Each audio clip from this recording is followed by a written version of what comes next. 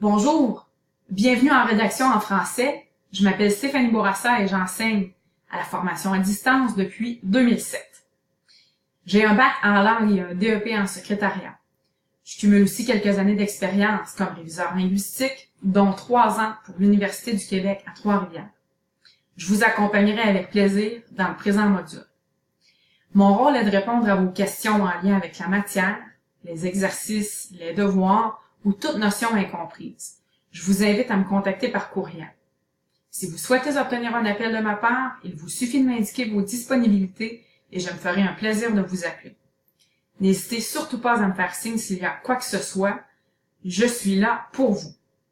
À noter que le délai de réponse à vos questions est de 24 à 48 heures ouvrables. Le délai de correction est le même pour les devoirs. Pour toute question au sujet de votre dossier scolaire, contactez un conseiller ou une conseillère de la formation à distance au poste 4403. Explorons maintenant ensemble votre cours de rédaction en français sur Moodle.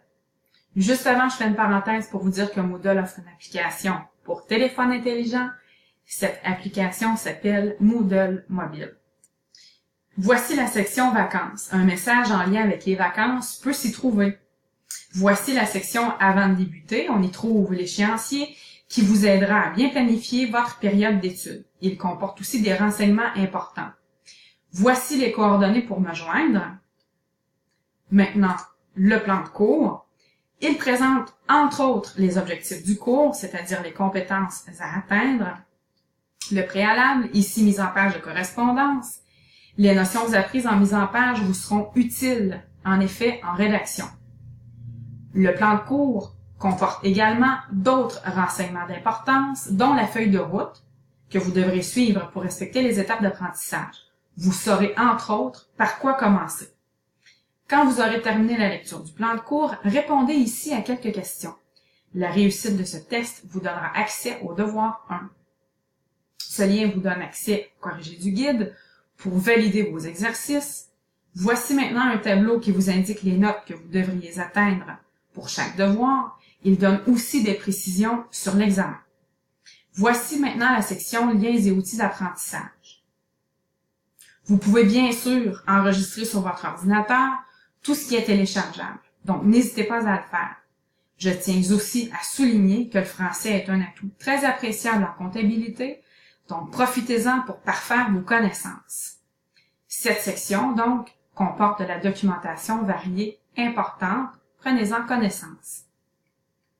On se dirige maintenant vers la section du devoir 1. Lisez cette information. Cliquez ici pour accéder aux directives du premier devoir.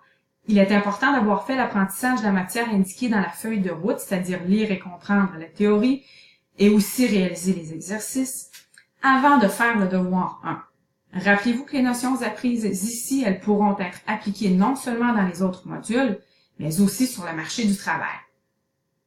Voici le fichier pour comprendre la correction de vos devoirs. Sa lecture est essentielle.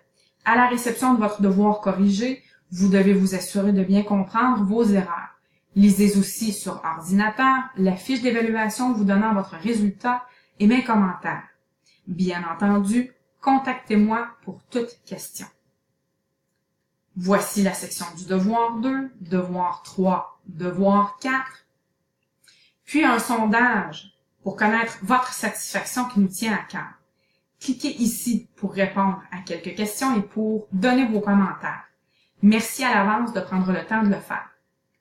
Dernier devoir. Avec votre devoir 5 corrigé, vous recevrez l'attestation d'études pour aller en examen et la procédure à suivre pour le commander. Voici enfin la section préparation à l'examen. Lisez attentivement ce document pour bien vous préparer. Après la passation, vous recevrez par courriel la sanction de votre examen, vous donnant un échec ou un succès accompagné de mes commentaires. Voilà, c'est ce qui complète notre survol de votre cours de rédaction en français sur Moodle. Rappelez-vous que je suis disponible pour vous aider. Je vous souhaite beaucoup de succès dans vos apprentissages. Bonne journée.